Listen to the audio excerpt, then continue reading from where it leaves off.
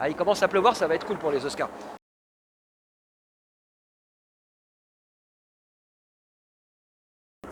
Oui, Ramzi Malouki, je suis le chef de bureau news pour la côte ouest, pour CNews France et d'autre part je travaille aussi pour le groupe Canal où j'ai des émissions sur les chaînes thématiques, notamment Ciné Plus où j'ai une émission hebdomadaire qui s'appelle Hollywood Live, mais avant tout je suis journaliste de l'information, donc je couvre tout. En fait, tout commence au Festival de Toronto en septembre. C'est un peu le départ de la course officielle pour les Oscars. Et c'est à partir de ce moment-là qu'on a une sorte d'idée de ce qui va sortir un petit peu du lot, si je puis dire. Ensuite, bon, on a les autres cérémonies, on a les Golden Globes. Alors là, c'est vraiment le gros morceau, les Golden Globes. C'est la première grande fête de l'année. Donc là, en plus de ça, c'est diffusé sur Canal. On est sur le tapis rouge.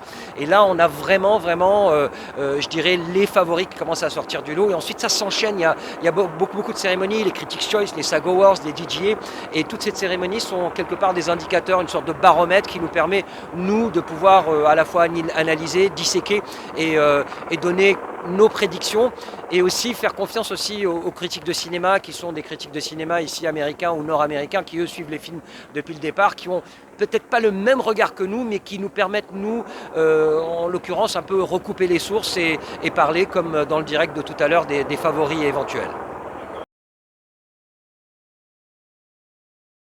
Bah, cette année, moi je dis qu'il n'y aura pas beaucoup de surprises parce que quand on voit que beaucoup ont ce qu'on appelle le grand chelem, hein, quand on voit Joaquin Phoenix a quasiment tout gagné, Brad Pitt a quasiment tout gagné, en plus il a un capital sympathie en ce moment, Brad Pitt, il est quasiment dans tous les journaux, les gens ne parlent que de lui. Tout à l'heure j'ai interviewé des gamines qui avaient une dizaine d'années qui me disaient j'adore Brad Pitt et ensuite des gens beaucoup plus âgés qui me disent ah là là, dès qu'il a enlevé son t-shirt dans Once Upon a Time in Hollywood, pour moi ça y est, il a gagné l'Oscar. Donc on voit qu'il a un capital de sympathie qui est complètement global, ce qui est assez rare d'ailleurs pour un acteur de plus de 50 ans.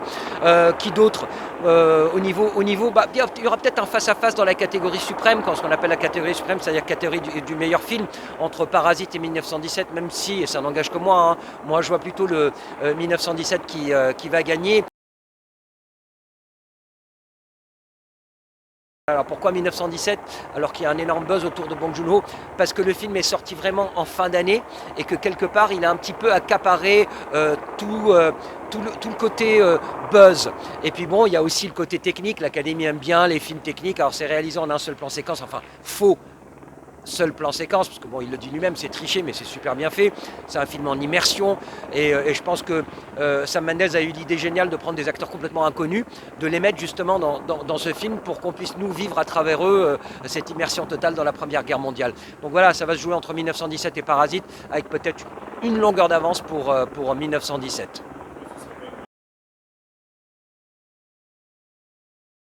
Ah bah ce serait en fait historique, il n'y a jamais eu un film étranger avec des sous-titres qui a remporté la statuette suprême, il y en a eu plusieurs qui ont été nommés, hein. Le film de Jean Renoir, il y a La vie est belle, de Benigni, enfin il y en a quelques-uns. Bah, c'est vrai que les gens me disent, et The Artist alors c'est un film français? Oui mais The Artist était muet, et en plus de ça il n'était pas considéré comme un film français, il a été tourné ici aux États-Unis, et donc c'est pas du tout, ça rentre pas du tout, même si c'était Jean Dujardin, même si c'était produit par un Français. Non, The Artist n'est pas considéré comme un film étranger nommé comme meilleur film. Donc voilà, ce serait historique. En plus, ce serait pas mal parce que on a ce cliché du cinéma asiatique avec tout ce qu'on connaît. Je veux dire, c'est les cinémas de parc. Mais là, Bong Joon-ho a complètement changé, il a complètement cassé l'image qu'on se fait du cinéma asiatique avec un film qui quelque part est très hollywoodien. Et comme il le disait lui, je ne sais plus si c'était au SAG Awards ou non, c'était au Golden Globe. Il disait si on pouvait enlever ces 3 cm et demi de sous-titres, et le cinéma serait global.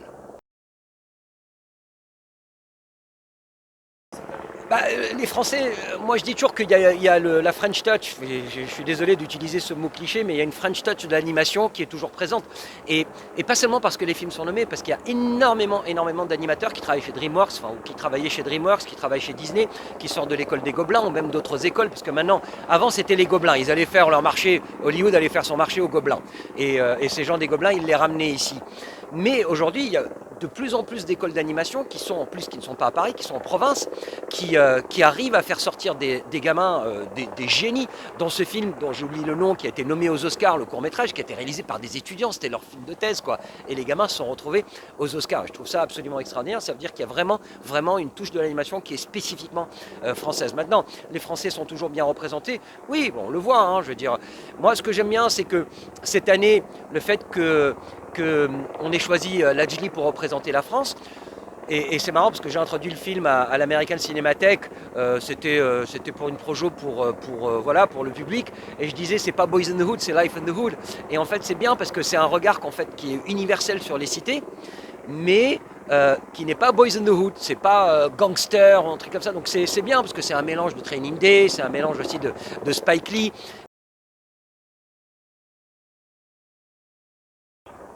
Bah, ça dépend parce que je pense que Netflix aujourd'hui est considéré comme un studio à part entière, hein. Hier on était aux Spirit Awards qui sont l'équivalent des Oscars mais pour le cinéma indépendant. Pour la première fois d'ailleurs j'ai remarqué que dans la liste des meilleurs acteurs, bah, il n'y avait pas un seul acteur qui était nommé aux Oscars. Et c'est rare parce que généralement les grands studios ont des filiales indépendantes et là elles ont la main mise sur le marché et on retrouve en fait du coup les mêmes acteurs qui sont nommés aux Spirit Awards et le lendemain aux Oscars. Là c'est pas trop le cas même si dans les catégories féminines il y avait quand même Renée Zellweger. Mais moi ce que je veux dire c'est qu'il y a de la place pour tout le monde. Il y a vraiment de la place pour tout le monde. Alors c'est vrai, on critique Netflix, on dit ouais mais les films vont pas sortir en salle. Scorsese n'aurait jamais pu faire The Irishman avec un studio, aucun studio n'en voulait, enfin personne n'allait lui donner 150 millions de dollars. Maintenant, Scorsese s'est battu pour que le film sorte en salle. Il n'est pas sorti longtemps en salle, mais il y a des affiches partout. Cuarón avec Roma, personne n'en voulait de ce film. Un film en espagnol, franchement, personne n'en voulait.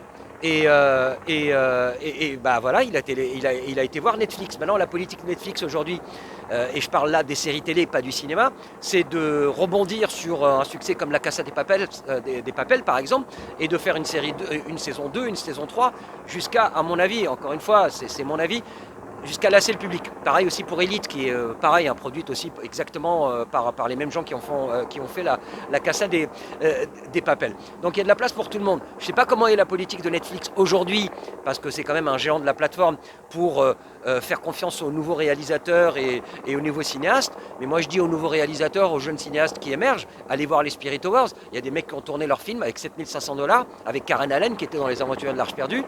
7500 $, 2 semaines et demie de tournage. La bouffe c'est de la pizza et ils ont quand même une actrice connue. Et meilleur script, meilleure actrice, meilleur premier film nommé aux Spirit Awards. Et les Spirit Awards ça ouvre, c'est pas un boulevard, hein, c'est un stade de foot quoi. Nous, on n'est pas critique de cinéma. Moi, je pars du principe que de toute façon, il y a des gens qui aiment, il y a des gens qui n'aiment pas. Et il ne faut jamais dire qu'un film est nul, n'allez pas le voir, parce qu'il y aura toujours quelqu'un dans un petit village des Vosges qui va dire « Ah bah moi, j'ai aimé ». Donc notre boulot à nous, c'est finalement de mettre en avant le film, de toujours trouver un angle. Moi, j'ai jamais de critiqué de film, peut-être parce que je viens de l'info et je viens pas du cinéma. Donc pour moi, je ne suis pas vraiment dans le fond du sujet. Non, je suis sur le choix d'un angle qui permet de dire aux gens « Oui, peut-être que vous allez aimer, allez quand même le voir ». Parce qu'ils ont passé quand même 5 ans à travailler sur ce film, ils ont dépensé de l'argent. C'est pas moi qui vais dire n'allez pas le voir et puis casser le boulot de, je sais pas moi, de 70-80 personnes qui ont bossé sur ce projet.